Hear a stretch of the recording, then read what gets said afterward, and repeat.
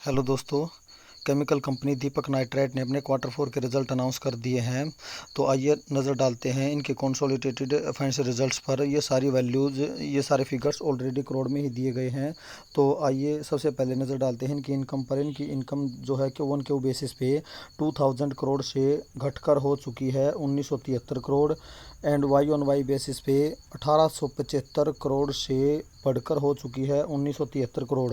यानी जो इनकी इनकम है क्यू वन क्यू बेसिस पे कम हुई है एंड वाई बेसिस पे बढ़ी है। आइए अब नज़र डालते हैं इनके टोटल एक्सपेंसेस पर। इनके total expenses Q one Q basis पे 1700 करोड़ से घटकर हो चुके हैं 1600 करोड़।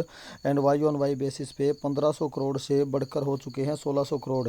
यानी क्यू वन क्यू बेसिस पे एक्सपेंसेस कम हुए हैं एंड वाई बेसिस पे एक्सपेंसेस बढ़े हैं। आइए अब नज़र डालते हैं इनके प्रॉफिट फॉर द पीरियड पर। इनका profit Q one Q basis पे स्लाइटली इंक्रीज 209 से स्लाइटली इंक्रीज होकर हो चुका है 233 करोड़। एंड वाई बेसिस पे 267 करोड़ से घटकर हो चुका है 233 करोड़। यानी क्यू वन क्यू बेसिस पे जो है प्रॉफिट हल्का सा बढ़ा है एंड वाई बेसिस पे प्रॉफिट हल्का सा कम हुआ है। तो आइए अब नज़र डालते हैं इनके ईपीएस पर। इनके EPS Q one Q basis पे 15.33 से बढ़कर हो चुके हैं 17.15। एंड वाई बेसिस पे 19.59 से कम होकर हो चुके हैं 17.15। यानी यहाँ पर भी क्यू वन क्यू बेसिस पे जो है ईपीएस बढ़ा है एंड वाई बेसिस पे ईपीएस घटा है। अब ये रिज़ल्ट कैसा है इसे हम कंपेयर करेंगे मार्केट के एक्सपेक्टेशन डेटा के साथ। मार्केट के एक्सपेक्टेशन डेटा के हिसाब से जो कंपनी का जो रेवेन्यू है वो बढ़कर हो जाना चाहिए 2027 करोड़। एंड जो प्रॉफिट है वो बढ़कर हो जाना चाहिए 216 करोड़। एंड जो एबिट इनकम है वो बढ़कर हो जानी चाहिए 333 करोड़। एंड जो ऑपरेटिंग मार्जिन है वो बढ़कर हो जाना चाहिए 16.4%।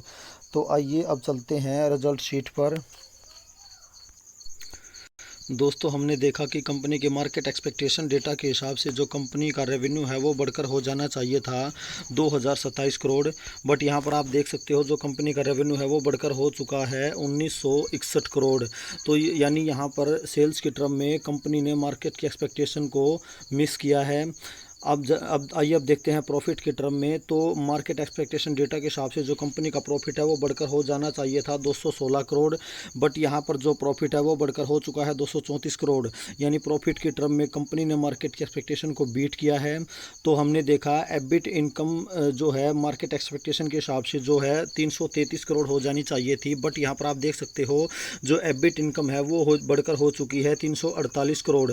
यानी एबिट इनकम के टर्म में भी कंपनी ने मार्केट की एक्सपेक्टेशन को बीट किया है।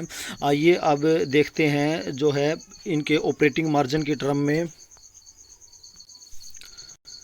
दोस्तों, ऑपरेटिंग मार्जिन जो है कंपनी का वो बढ़कर हो चुका है 18%। बट हमने देखा था कि कंपनी के मार्केट एक्सपेक्टेशन डेटा के हिसाब से बढ़कर होना चाहिए था सिर्फ 16.4%। बट यहाँ पर आप देख सकते हो वो बढ़कर हो चुका है 18%। तो यहाँ पर भी जो है कंपनी ने मार्केट की एक्सपेक्टेशन को बहुत ही अच्छे से बीट किया है। तो चाहे प्रॉफिट की टर्म में हो, चाहे एबिट की टर्म में हो, चाहे जो है ऑपरेटिंग मार्जिन की टर्म में हो, तीनों में जो है कंपनी ने मार्केट की एक्सपेक्टेशन को अच्छे से बीट किया है। तो सिर्फ सेल्स की टर्म में ही कंपनी ने मार्केट की एक्सपेक्टेशन को मिस किया है। तो अब देखते हैं मार्केट कल कैसा रिएक्ट करेगा इन नंबर्स को लेके। ओके, थैंक यू दोस्तों।